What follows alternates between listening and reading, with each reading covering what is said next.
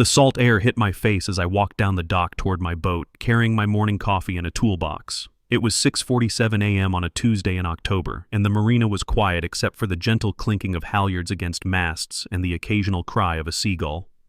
My boat, the Freedom's Call, sat in slip B-17 where she'd been for the past 8 months since I'd moved to Harborview Estates, a waterfront retirement community in coastal Virginia. She wasn't the biggest boat in the marina, not by a long shot, but she was mine in a way that went deeper than mere ownership. I'd built her with my own hands over 3 years, every plank and bolt a meditation on 35 years of naval service that had ended with my retirement as Rear Admiral James Thornton. The Freedom's Call was a 32-foot wooden sailboat, classic lines, mahogany hull, teak deck. I'd used traditional boat-building techniques I'd learned from my grandfather, who'd been a shipwright in Maine. Modern fiberglass boats are fine, efficient even, but there's something about wood and craftsmanship that connects you to centuries of maritime history. Every morning I'd come down to work on her, fine-tuning the rigging, varnishing the brightwork, making sure every system was perfect. She was my retirement project, my therapy, my connection to the sea that had been my life. I was about 50 feet from my slip when I saw it. A bright orange notice, roughly the size of a parking ticket, zip-tied to my boat's lifeline. My stomach tightened. In the military, official notices are never good news, and apparently that rule applied to civilian life too. I climbed aboard, set down my coffee and toolbox, and pulled out my pocket knife to cut the zip tie. Official violation notice, the paper screamed in bold red letters. Harborview Estates Homeowners Association, Marina Division. I read it twice, certain I'd misunderstood. According to this notice, my boat was in violation of HOA Regulations Section 7.3.4, subsection B, which apparently stated that all vessels moored in the Harborview Marina must be of modern construction, specifically fiberglass or aluminum hull composition, manufactured within the last 20 years, and meeting current Coast Guard safety standards for recreational watercraft. My wooden boat, being vintage construction and potentially unseaworthy, was therefore banned from the marina. I had 72 hours to remove it or face daily fines of $500. I stood there on my deck, the notice trembling slightly in my hand. Not from fear, but from something deeper, a kind of cold anger that I'd learned to control over decades of command but never quite eliminate. This boat was Coast Guard documented, inspected, and certified. I had more maritime certifications and licenses than most people had credit cards. I'd commanded ships that carried 3,000 sailors and billions of dollars in aircraft. And someone was telling me my handcrafted sailboat was potentially unseaworthy? I looked at the signature on the notice. Diane Pemberton, HOA Marina Committee Chair. The name was familiar. I'd seen her around the community, a woman in her late 50s, always dressed like she was heading to a country club luncheon even when she was just checking her mailbox. She drove a white Mercedes SUV with a Marina Committee placard on the dashboard and had a habit of walking the docks with a clipboard, making notes. I'd never actually spoken to her. I generally kept to myself, worked on my boat, occasionally had coffee with some of the other veterans in the community, and otherwise enjoyed the peaceful retirement I'd earned. But I'd noticed Diane. Everyone noticed Diane. She had a way of appearing wherever there might be a rule to enforce or a regulation to cite. Last month, she'd gotten into a screaming match with Tom Anderson in Slip C4 because his fenders were blue instead of white. The month before that, she'd tried to ban Jack Morrison's fishing boat because it had commercial characteristics, even though Jack just liked deep-sea fishing and had never taken a paying customer in his life. The marina had a Facebook group, and it was filled with complaints about Diane and her ever-expanding interpretation of HOA rules. I pulled out my phone and opened the Harborview HOA documents I'd downloaded when I bought my condo. The deed paperwork, the CC&Rs, covenants, conditions, and restrictions, the marina regulations, all 247 pages of them. I'd read them carefully before purchasing my slip, specifically looking for any restrictions on boat type. The original marina regulations, written when the community was founded in 1985, mentioned only that boats must be seaworthy and maintained in good condition. There was nothing about fiberglass hulls or 20-year age limits. I scrolled through to section 7.3.4, subsection B, the regulations cited in the notice. And there it was, dated just 3 months ago, added in a Marina Standards update that had apparently been voted on by the HOA board during the summer. I'd been traveling then, visiting my daughter in California and my son in North Carolina, reconnecting with family after decades of deployments and duty stations that had kept me away. I'd missed the meeting, missed the vote, and apparently, I'd missed the moment when Diane Pemberton convinced the HOA board that wooden boats were somehow a danger to the community. My phone buzzed. It was a text from Pete Wilson, a retired Marine colonel who lived 2 buildings over and kept his powerboat in slip B-22. "Jim, did you get the notice? Diane's targeting wooden boats now. 3 other owners got hit this morning. Emergency meeting tonight at the clubhouse, 7 p.m. We need you there." I texted back, "I'll be there." I looked at my boat, at the gleaming mahogany hull I'd shaped with my own hands, at the brass fittings I'd polished to mirror brightness, at the hand-stitched sails folded neatly below deck. I thought about all the hours, the love, the craftsmanship that had gone into her. And I thought about something my first commanding officer had told me when I was a young ensign fresh out of Annapolis. "Thornton, pick your battles carefully, but when you pick one, fight it with everything you've got." Diane Pemberton had just made this personal. She'd attacked not just my boat, but my competence, my judgment, and my lifetime of maritime expertise. What she didn't know, what she apparently hadn't bothered to research before issuing her little orange notice, was that I'd spent 35 years learning how to fight bureaucratic battles at the highest levels of military and government. I'd negotiated with foreign admirals, testified before Congress, and managed budgets larger than this entire community's annual revenue. A $500 a day fine, 72 hours to comply? "Lady," I thought, finishing my coffee and picking up my toolbox, "you have no idea what you've just started." By 6:30 that evening, the Harborview Community Clubhouse was packed beyond capacity. What was supposed to be a routine HOA meeting had turned into something closer to a town hall revolution. The room, designed to hold maybe 80 people comfortably, had at least 120 crammed into every available space. Folding chairs were set up in the aisles, people lined the walls, and a crowd spilled out into the hallway. The air conditioning couldn't keep up, and the room had that electric feeling you get when a lot of angry people are forced to wait. I arrived at 6:45, deliberately late. In the Navy, I'd learned that sometimes you want to make an entrance, let the room see you come in, establish presence. Pete Wilson had saved me a seat in the 3rd row, right in Diane Pemberton's line of sight. As I walked to my seat, I noticed several people nodding at me, a few even standing slightly as I passed. Word had spread about who I was, not from me, I'd never been one to throw around my rank, but in a retirement community full of veterans, these things got around. The HOA board sat at a long table at the front of the room. 5 members, President Walter Hughes, a retired accountant who looked uncomfortable and kept shuffling papers, Vice President Sarah Mitchell, a pleasant woman who'd always seemed reasonable in our brief interactions, Treasurer David Chen, Secretary Linda Martinez, and Marina Committee Chair Diane Pemberton. Diane sat at the far right of the table, her posture perfect, her blonde hair styled in that particular way that required weekly salon appointments. She wore a cream-colored blazer and pearls, and she had her infamous clipboard in front of her along with what appeared to be a 3-ring binder thick enough to use as a weapon. She wasn't looking at the crowd, she was reviewing her notes with the kind of focused intensity that suggested she thought she was about to win something. Walter Hughes gavelled the meeting to order at 7:02 p.m. "Good evening, everyone. I can see we have a larger turnout than usual. Before we begin regular business, I want to acknowledge that several Marina slip owners have requested time to speak about the new Marina regulations. We'll allocate 30 minutes for public comment." "30 minutes?" someone shouted from the back. "You people passed regulations that affect millions of dollars in boat values and you're giving us 30 minutes?" The room erupted in agreement. Walter gavelled again, looking increasingly nervous. "Please, let's maintain order. We'll hear everyone who wants to speak, but please keep comments concise." The first speaker was Tom Anderson, the man with the blue fenders. Tom was a retired merchant marine captain, and he didn't mince words. "I've had my boat in this marina for 12 years. I've paid my slip fees, followed every rule, and never caused a single problem. Now I get a notice telling me my boat is potentially unseaworthy because it's 23 years old?" He held up his orange notice. "This is ridiculous. My boat is surveyed every year, insured, Coast Guard compliant, and in better condition than half the new boats in this marina.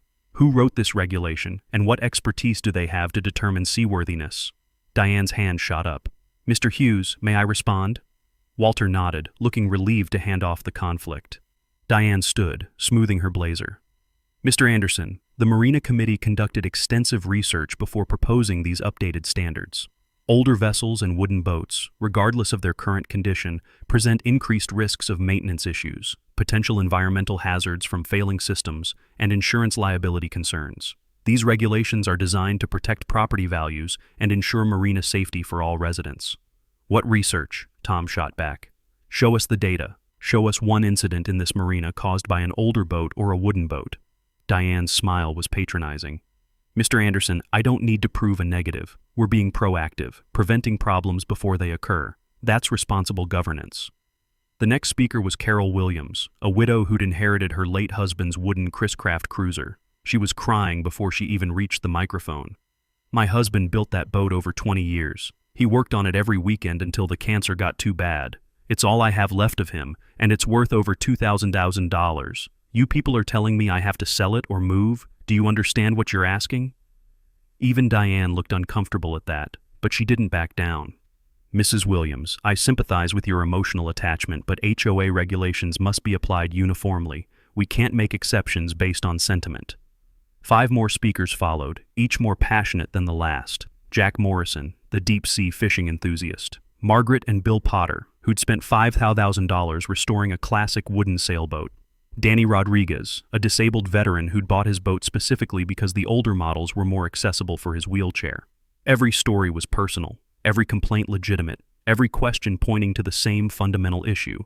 Diane had pushed through regulations that affected dozens of families without adequate notice, discussion, or justification. And through it all, Diane sat there with her perfect posture and her clipboard, deflecting every criticism with bureaucratic language about standards, liability, and property values. Finally, Walter Hughes looked at me. Admiral Thornton, I believe you also received a notice. Would you like to comment? The room went quiet. I stood slowly, not because I needed the time to rise, but because I wanted every eye in the room focused before I spoke. In command situations, I'd learned that silence can be more powerful than volume. Mr. Hughes, members of the board, I began, my voice calm and measured, the same tone I'd used briefing the Joint Chiefs. I'm not going to tell you about my boat specifications or my maritime credentials. You can research those yourself if you're interested. Instead, I want to ask a simple procedural question. When was this regulation change properly noticed to the community? Walter looked confused. We posted the meeting agenda on the community website 3 weeks before the vote, as required by our bylaws. And how many slip owners attended that meeting? Walter consulted with Linda Martinez, the secretary. Let me check the minutes. It looks like 6 residents attended.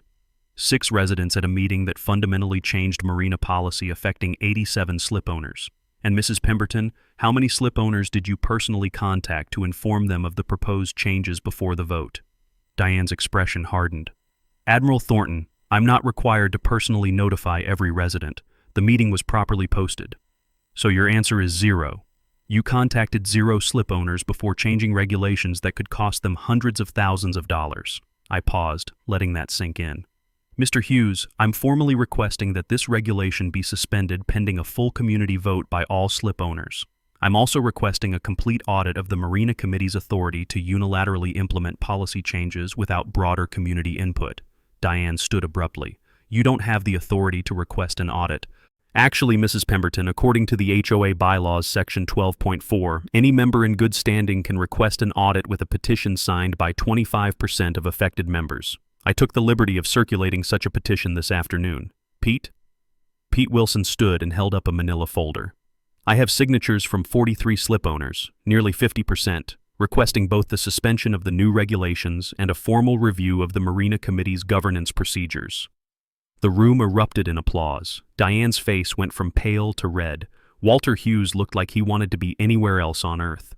Furthermore, I continued, my voice cutting through the noise, I'm requesting the HOA provide documentation of the extensive research Mrs. Pemberton mentioned.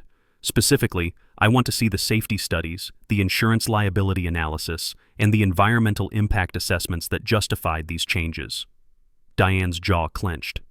Those documents are proprietary Marina Committee materials. No, Mrs. Pemberton, they're HOA records, and under Virginia law, all HOA members have a right to review any documents used to justify policy decisions that affect their property rights. So I'll ask again, where is the research that justified banning wooden boats and boats over 20 years old? The silence that followed was profound. Finally, Sarah Mitchell, the vice president, spoke up. Diane, do we have those documents? We relied on general industry standards and best practices, Diane said stiffly. So you have no actual research, I said quietly. No studies, no data, no evidence. You simply decided personally that you don't like wooden boats or older vessels, and you used your position on the Marina Committee to implement your personal preferences as community policy. This is completely inappropriate, Diane sputtered. What's inappropriate, Mrs. Pemberton, is attempting to destroy the property rights of dozens of community members without justification, without proper notice, and without accountability. I looked at Walter Hughes. Mr. President, I'm formally calling for an emergency community-wide vote on these marina regulations to be held within 30 days, and I'm also calling for the Marina Committee to be restructured with term limits and proper oversight. This situation should never have been allowed to happen. The applause was thunderous. Diane gathered her clipboard and binder, stood, and walked out of the meeting, her heels clicking sharply on the floor. The door slammed behind her loud enough to make people flinch. Walter Hughes looked exhausted. We'll take Admiral Thornton's requests under advisement and respond within 10 business days. As the meeting broke up, at least 20 people came up to shake my hand, thank me, share their own stories about Diane's overreach, but I barely heard them, because through the clubhouse window I could see Diane in the parking lot, phone pressed to her ear, gesturing angrily, and something told me this fight was just beginning. The next morning, I found my boat had been vandalized, not severely but deliberately. Someone had poured cooking oil across my teak deck during the night, creating a slippery, staining mess that would take hours to clean. They'd also cut 3 of my dock lines partway through, not enough to make the boat drift immediately, but enough that the next strong wind could have torn her loose and sent her crashing into other vessels. It was the work of someone who understood boats well enough to know how to cause expensive damage while maintaining plausible deniability. I called the Marina Security Office immediately. The guard who responded was Tommy Diaz, a former Navy corpsman who'd served 2 tours in Afghanistan. He took one look at the cut lines and the oil and swore under his breath. Admiral, this is deliberate sabotage. I'm calling the police. Good. And Tommy, check the security cameras. Someone had to access this dock between midnight and 6 a.m. Tommy's expression told me what I needed to know before he even spoke. Sir, about that, the camera that covers this section of dock has been malfunctioning for the past week. Maintenance ticket was submitted, but it hasn't been fixed yet. Who manages the camera maintenance? The Marina Committee, sir. Of course it was. I spent the next 3 hours documenting everything with photographs, cleaning the oil from my deck, and replacing the cut dock lines. By the time the police arrived at 10:30 a.m., I had a complete record of the damage, estimated repair costs, and a timeline. The responding officer, a young woman named Detective Sarah Chen, took my statement with professional thoroughness. Mr. Thornton, Admiral Thornton if you don't mind, retired but it's still my title. Admiral Thornton, I have to ask, do you have any idea who might have done this? I considered my words carefully. Detective, I recently challenged some HOA regulations that would force me to remove my boat from this marina.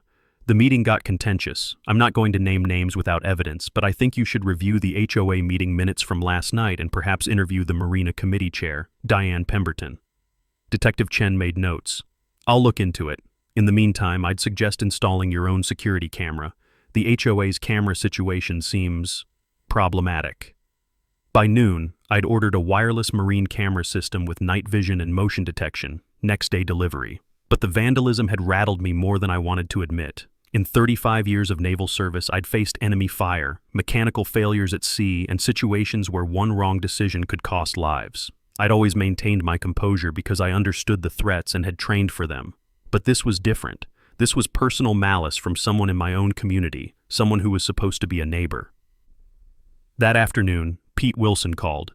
Jim, you need to check the community Facebook page, right now. I pulled up the Harborview Estates residence group on my laptop. The top post was from Diane Pemberton, posted 2 hours ago. Dear Harborview community, I want to address last night's unfortunate meeting. As Marina Committee Chair, my only concern is community safety and property values. Recently, certain individuals have chosen to make this personal rather than professional. They've attacked me publicly and spread misinformation about regulations designed to protect all of us. I want to be clear, wooden boats and older vessels present documented risks, fire hazards, fuel leaks, structural failure, that newer boats simply don't. If we allow maritime standards to slip, our insurance rates will skyrocket and our property values will plummet. I understand emotions run high, but we cannot let sentimentality override common sense. I'm committed to keeping Harborview safe, even if that commitment makes me unpopular. Community first, #safety matters. Property values. The post had 127 comments, and they were roughly split between people defending Diane. She's just doing her job. People need to follow the rules. And people calling her out. Where's your documented risks research? You didn't even give proper notice. This is a power trip, pure and simple. But what caught my attention was a comment thread about halfway down. Someone named Margaret Foster had written, "Everyone should know that Admiral Thornton isn't just some random boat owner. He's a retired Navy Rear Admiral with 35 years of service. He literally commanded aircraft carriers. I think he knows more about maritime safety than Diane's Google search." Diane had responded directly. Military service, however distinguished, doesn't override HOA regulations or give anyone special privileges. Rules apply equally to everyone, regardless of their previous career. That's what fair governance looks like. I sat back from my computer, a cold feeling settling in my gut. Diane had just made a massive tactical error. By publicly dismissing my naval service and expertise, she'd insulted not just me, but every veteran in Harborview, and there were dozens of us. The retirement community had specifically marketed itself to former military families, offering Marina access and a strong veteran community. Diane had just declared war on her entire demographic. My phone started buzzing with texts, first from Tom Anderson. "Did you see what she wrote? She just called you irrelevant." Then from Danny Rodriguez. "Jim, that comment about your service, that's out of line, way out of line." Then from at least 15 other people I barely knew, all expressing various degrees of outrage. At 4:00 p.m., I got a call from an unknown number with a Virginia area code. "Admiral Thornton, this is Rebecca Martinez from Channel 7 News. We've been following the HOA dispute at Harborview, and we'd love to interview you about the Marina regulations and the community conflict. Would you be available this week?" I paused. Going to the media would escalate things dramatically. It would make this a public issue, beyond just the community. Once news cameras got involved, there was no going back to quiet resolution. But then I thought about the cut dock lines, the oil on my deck, the camera that was conveniently malfunctioning. I thought about Carol Williams crying about her late husband's boat, and Danny Rodriguez's adapted vessel, and all the other people who were being bullied by someone who'd somehow convinced herself that power and policy were the same thing. "Ms. Martinez," I said, "I'd be happy to speak with you, but I want to be clear, this isn't about me personally." Thursday works, 9:00 a.m. After I hung up, I called my daughter Emily, an attorney in California who specialized in property law. I explained the situation, the regulations, the vandalism, everything. Emily was quiet for a long moment. Then, "Dad, you need to lawyer up, like yesterday. What this woman is doing, the regulations without proper notice, the retaliation, the potential vandalism, this could be tortious interference, possibly even criminal harassment. And if she's manipulating HOA governance procedures, there might be grounds for a full board recall election." I was hoping to resolve this without lawyers, Em. "Dad, someone cut your boat loose and sabotaged your property. This isn't a negotiation anymore. This is a legal battle, and you need proper representation. I'll send you names of 3 excellent attorneys in Virginia who specialize in HOA disputes. Call them tomorrow. All of them. Find someone aggressive." That evening, as the sun set over the marina, I sat in my boat's cockpit, a glass of bourbon in hand, looking at the Freedom's call. I'd built her as a symbol of freedom, a reward for decades of service, a peaceful retirement project. Instead, she'd become the center of a community civil war. My phone buzzed one more time. Another text from Pete Wilson. "Emergency Marina owners meeting tomorrow night, my place, 7 p.m. 23 confirmed attendees. We're organizing." I texted back a single word. Confirmed. Diane Pemberton wanted a fight about rules and regulations? Fine. I'd spent 3.5 decades mastering military strategy, logistics, and bureaucratic warfare at the highest levels. I'd negotiated with foreign governments, managed billion-dollar budgets, and commanded operations involving thousands of people. Diane thought she understood power because she had a clipboard and a title. She was about to learn the difference between having authority and knowing how to use it. And she was about to discover that attacking a boat builder is one thing, but attacking a Navy admiral who built the boat himself is something else entirely. The war had begun, and I had no intention of losing. The Channel 7 interview aired on Friday evening's 6 o'clock news, and within an hour, my phone wouldn't stop ringing. Rebecca Martinez had done her homework. The segment opened with sweeping shots of the Harborview Marina at sunset, beautiful and peaceful, while her voiceover explained the controversy dividing an exclusive waterfront retirement community. Then cut to me, standing on my boat in my khaki work clothes, the Freedom's Call gleaming behind me. "This boat represents 3 years of work," I told the camera, running my hand along the mahogany rail. "Every plank, every fitting, every system built to traditional standards that have proven themselves over centuries. She's Coast Guard documented, professionally surveyed, and insured, but according to the HOA, she's potentially unseaworthy because she's made of wood."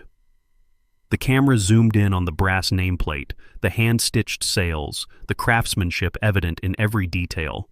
Then Rebecca's voiceover. "Admiral Thornton is no ordinary boat owner. He retired as a Rear Admiral after 35 years of naval service, including command of the USS Theodore Roosevelt aircraft carrier. He's held every level of maritime qualification the U.S. Navy offers." Cut to an interview with Tom Anderson and Carol Williams, both explaining their situations. Carol was crying again, talking about her late husband. Tom showed his boat's inspection records, perfect maintenance history, insurance documentation, everything proving the boats weren't unsafe. Then came the bombshell. Rebecca had obtained the HOA meeting minutes through a public records request. "According to documents Channel 7 has reviewed," she said, holding up printed pages, "the Marina regulation changes were proposed by Marina Committee Chair Diane Pemberton and voted on during a summer meeting attended by only 6 community residents out of 320 homes. There was no mail notification to slip owners, no community-wide vote, and no advance notice beyond a generic agenda posted online." The segment cut to an attempted interview with Diane. Rebecca had ambushed her in the Harborview parking lot. "Mrs. Pemberton, can you explain why slip owners weren't directly notified of these regulation changes?" Diane, caught off guard, fumbled. "We followed proper procedure. The meeting was posted. People need to stay informed about community business." "But Mrs. Pemberton, these changes could cost boat owners hundreds of thousands of dollars. Shouldn't there have been more extensive notification?" "I'm not going to be interrogated in a parking lot," Diane snapped. "This is a witch hunt orchestrated by people who don't want to follow rules." She got into her Mercedes and drove off, leaving Rebecca standing there with a raised eyebrow that said more than any words could.